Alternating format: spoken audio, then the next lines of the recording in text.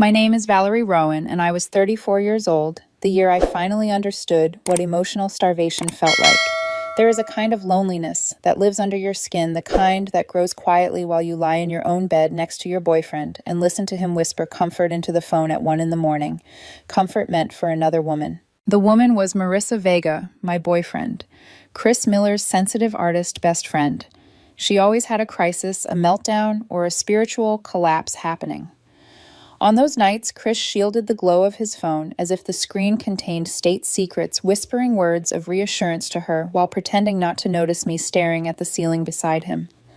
Every time he did it, something inside me eroded a little more. In our 2-bedroom apartment, I paid the rent, the utilities, and the groceries.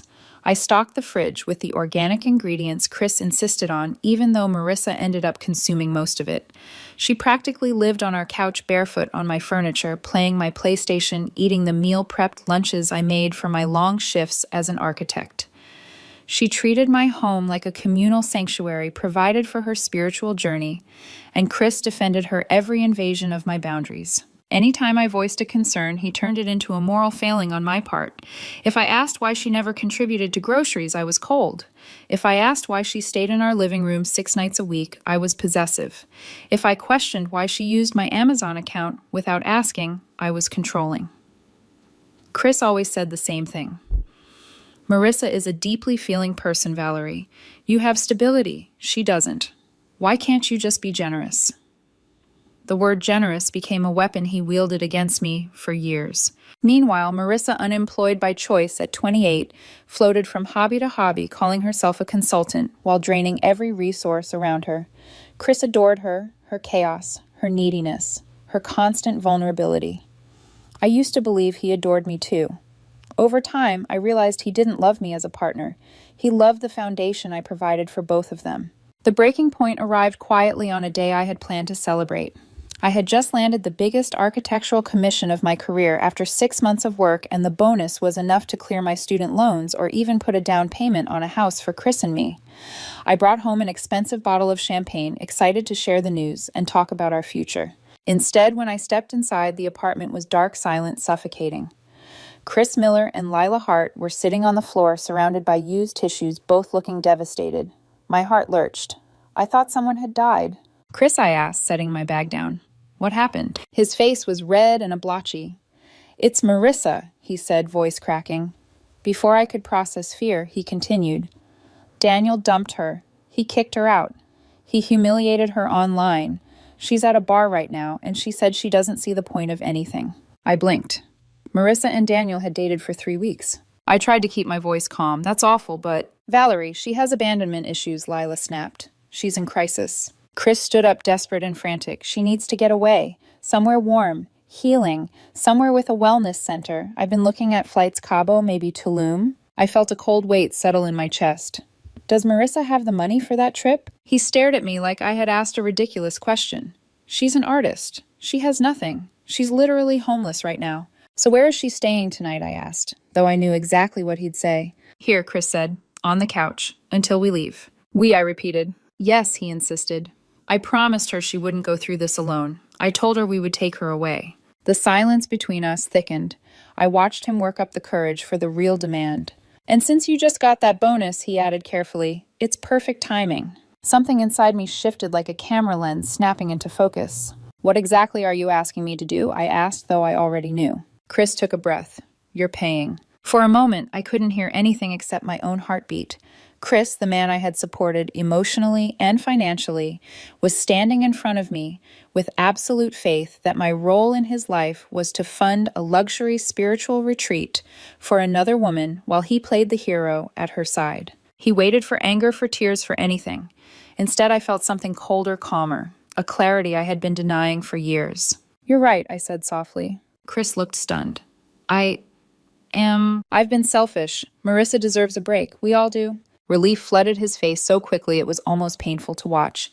He lit up with excitement, almost giddy with victory. Oh my God, Valerie, I knew you'd understand. He grabbed his keys.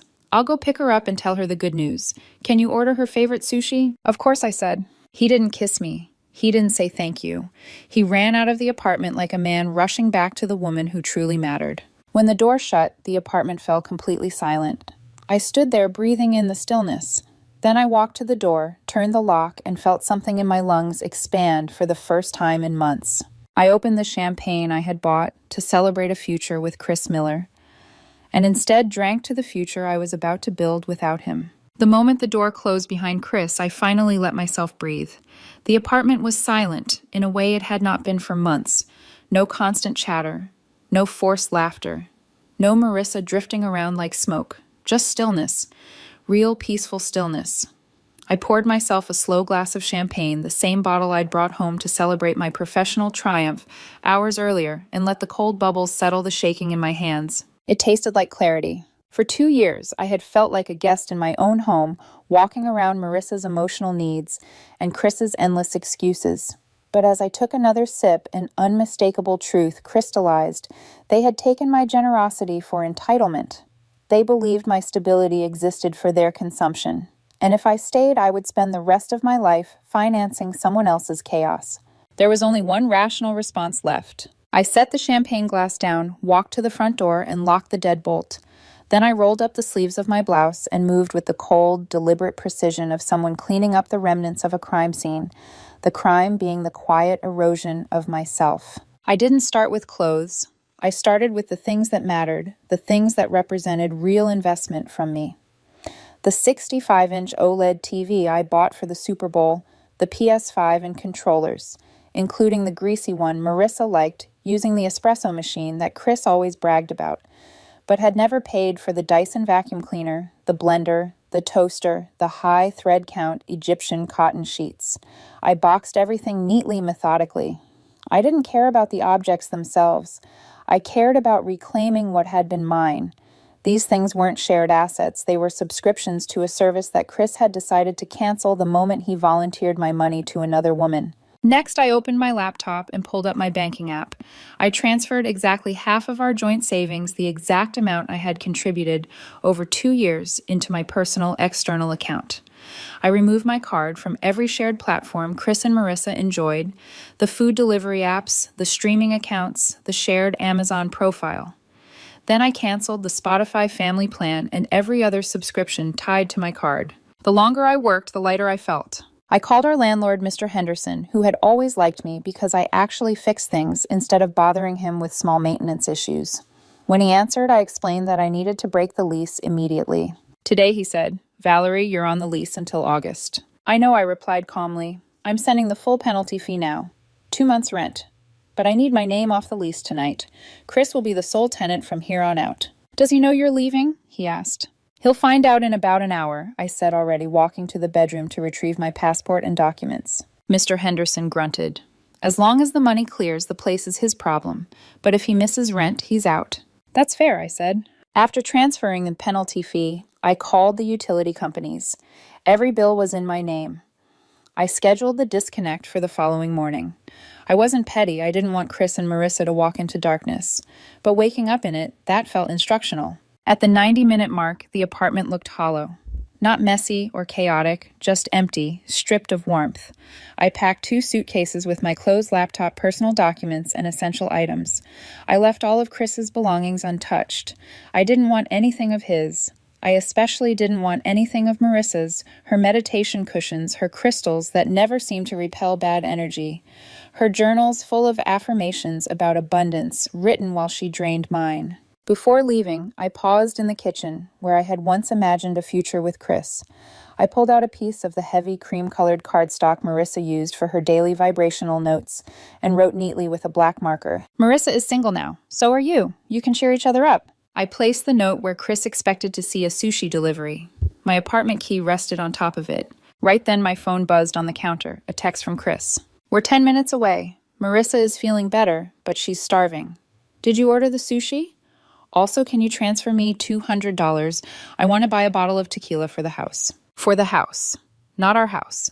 The house he assumed would continue existing in its current comfortable form, ready to serve Marissa's needs the way I had. I didn't respond. Instead, I picked up my suitcases, pulled them out the door, and locked it for the last time. I took the elevator to the lobby where the Uber Black I had ordered waited at the curb. The driver loaded my bags and asked where I was headed. "The international terminal," I said. "And please play something upbeat." As we pulled away, the car turned onto the main road just as Chris's Honda entered the complex from the opposite direction. I watched them from the back seat, slouching down so they wouldn't see me. Chris animated every word with his hands, probably explaining how I was going to pay for Marissa's emotional getaway.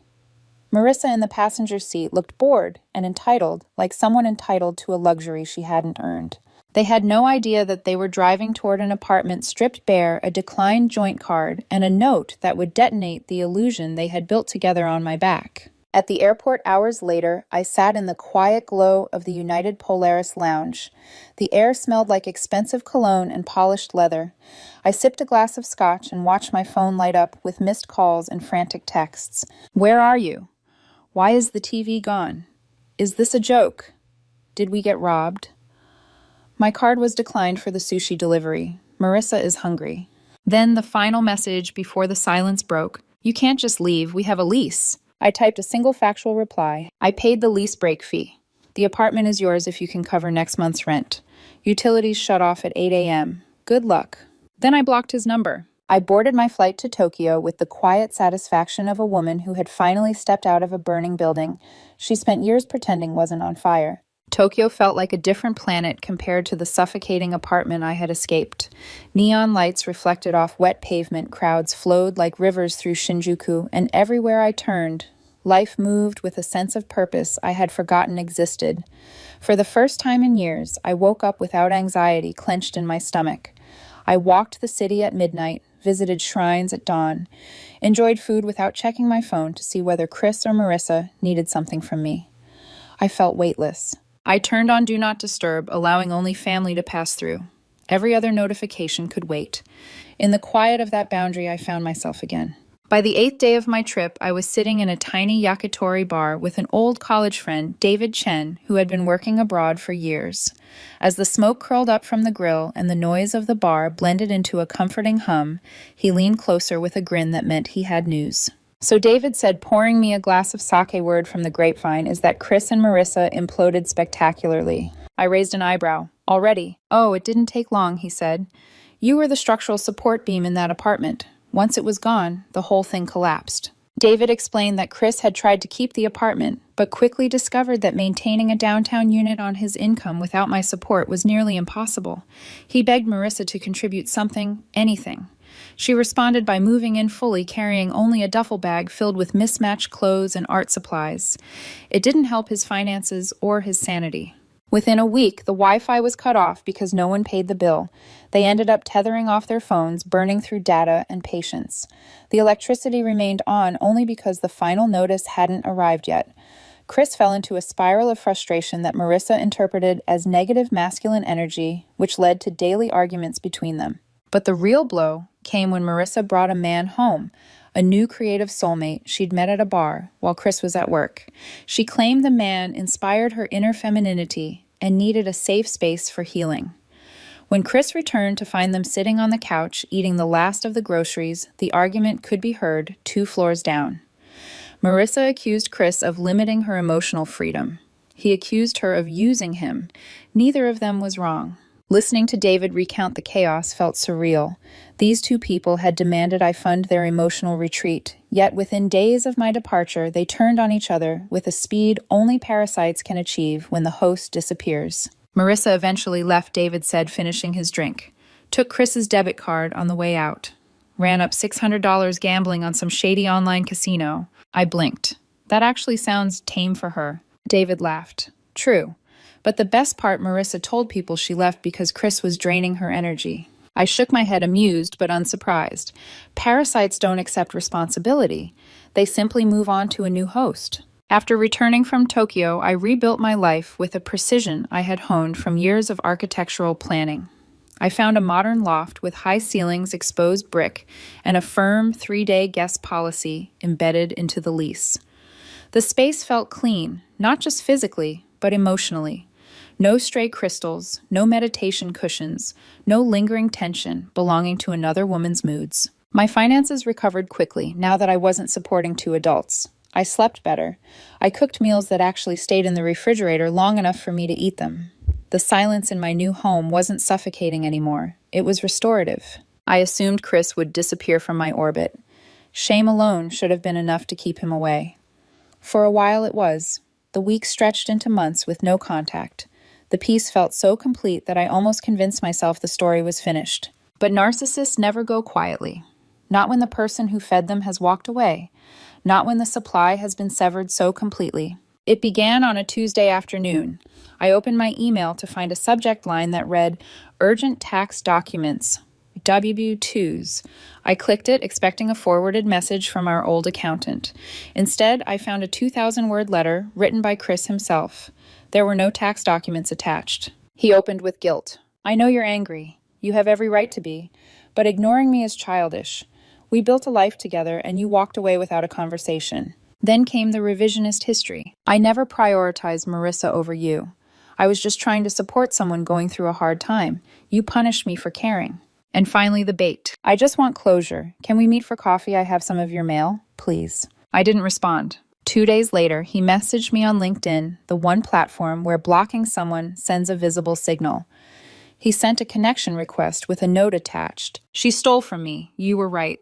Please, I need someone to talk to." The validation tugged at something old and familiar. For a brief moment, the version of me who once worked herself raw, trying to fix him, stirred. But I didn't reply. A week later, I left my office building at 5:30 p.m., scrolling through my phone as I walked toward the parking garage. That was when a figure stepped out from behind a concrete pillar. "You look different," a voice said. I looked up to find Chris Miller standing there with a hollow expression I had never seen on him before. He looked smaller somehow, not physically but emotionally. His posture lacked the confidence he once had. His hair was unstyled, his clothes worn, his eyes tired. Marissa had drained him in every way possible. "Chris," I said, slowing my pace but keeping distance. "How did you know where I work?" "LinkedIn," he said, stepping beside me. "You updated your profile." I turned toward the garage. "What do you want?" He followed. "Closure. I want to apologize. You were right about everything." He swallowed, his voice trembling. "Marissa is gone. I kicked her out 2 months ago. She stole my debit card. She told me I was toxic when I confronted her. She said I sounded like you." I stopped walking. Chris looked at me with eyes full of heartbreak and desperation. For a moment, I waited to feel the old tug of responsibility, the instinct to fix him, to shoulder his pain. But nothing came. "Valerie," he whispered, "I have nothing left. I miss you. I miss the way you grounded me. Can we just talk, grab a coffee?" "No, Marissa, just us." He waited for me to say yes. The old Valerie might have. But the woman standing in front of him now knew better. "Chris," I said calmly, "I'm not getting coffee with you." He blinked. "Why? Because you're still punishing me." "No," I said, "because I don't know you anymore." It was the truth, and it hit him harder than any insult could have. Chris stared at me like I had spoken a foreign language.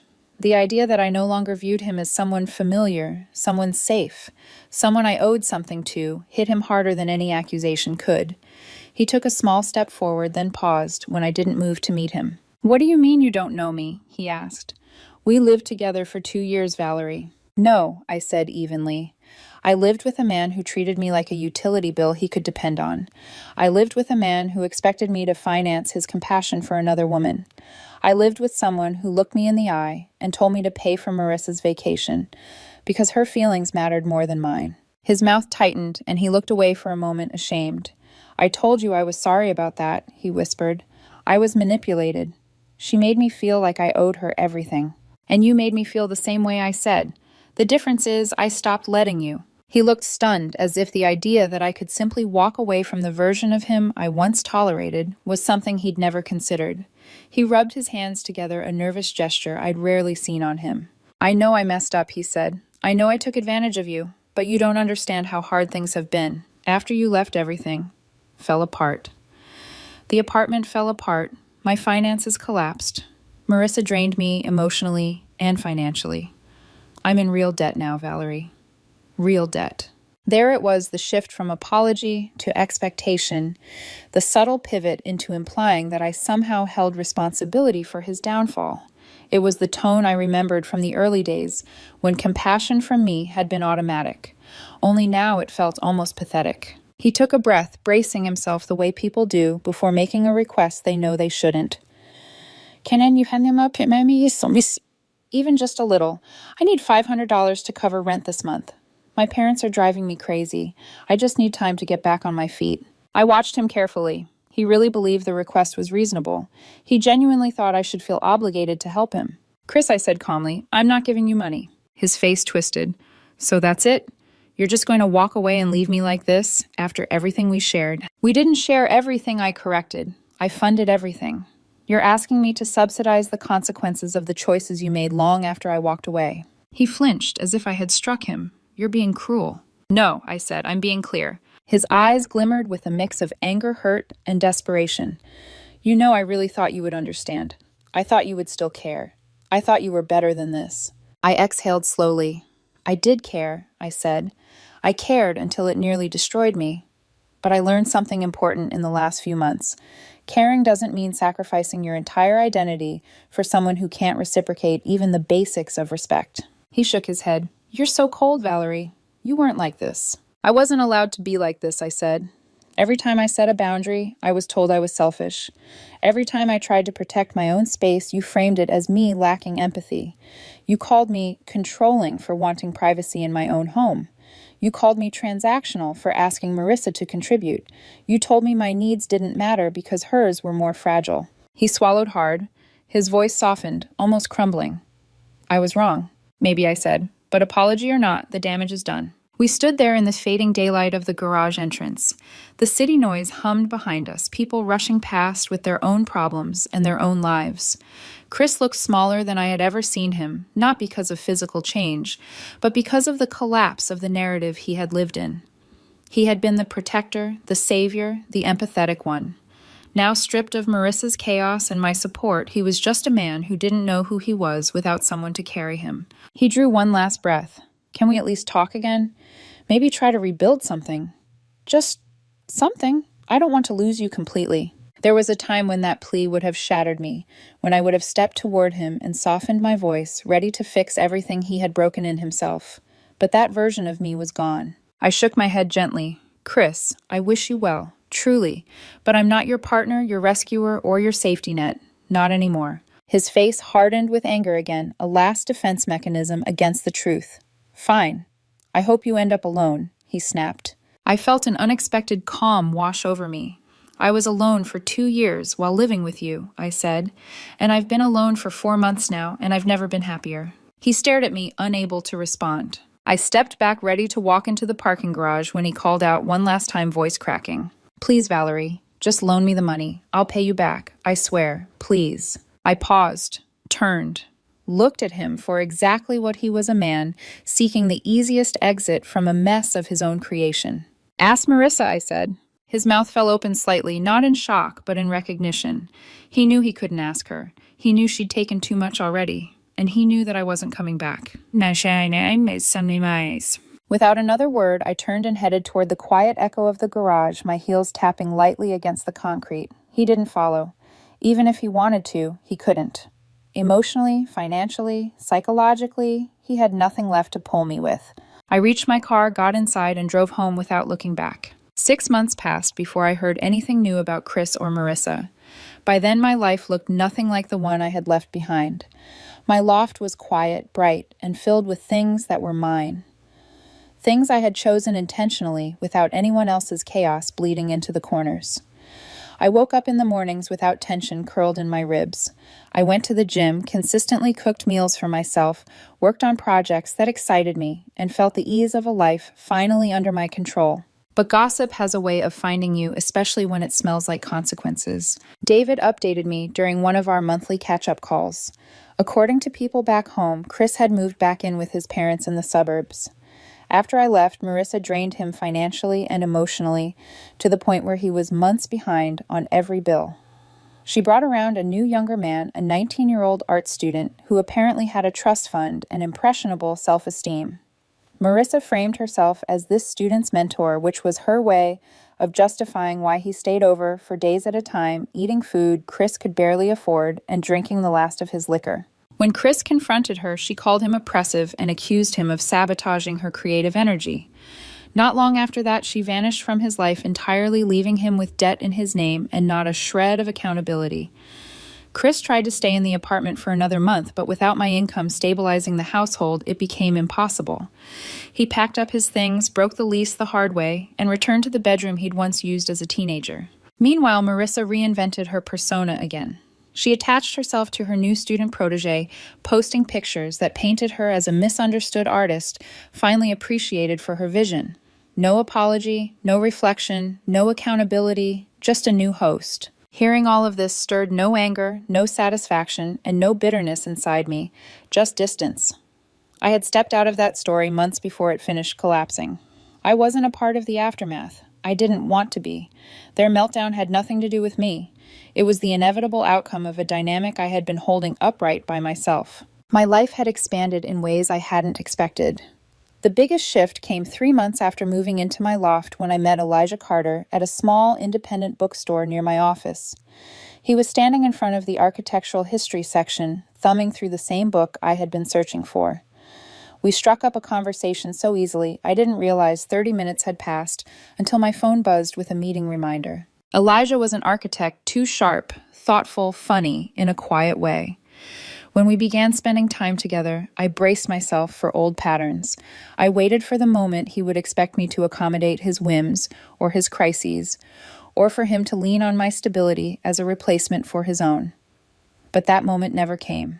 The first time we booked a trip together to the Swiss Alps, a place I had once only dreamed of visiting, I instinctively reached for my card to cover the full cost. Old muscle memory. Elijah gently placed his hand over mine. "What are you doing?" he asked. Getting the tickets, I answered, caught off guard. He laughed and shook his head, pulling out his own card. "I've got my own miles. We can split the hotel." The simplicity of it, the fairness, the partnership hit me harder than anything Chris had ever said. I found myself staring at Elijah for a second, unable to disguise the bewilderment. He raised an eyebrow. "You okay?" "Yes," I said, and for once it felt unquestionably true. "I'm great."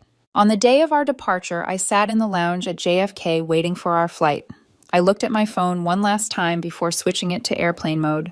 There were no frantic messages, no guilt trips, no emotional emergencies, just a peaceful screen. I thought back briefly to the note I had left on the kitchen counter in that half-empty apartment. "Marissa is single now. So are you. You can cheer each other up." It was the truest thing I had ever written at the time, but it had left out one last line, one I finally understood now as I gathered my things to board the plane. I was single too.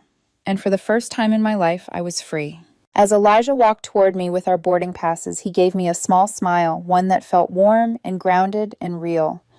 I stood, took his hand, and stepped forward into a life that finally belonged to me.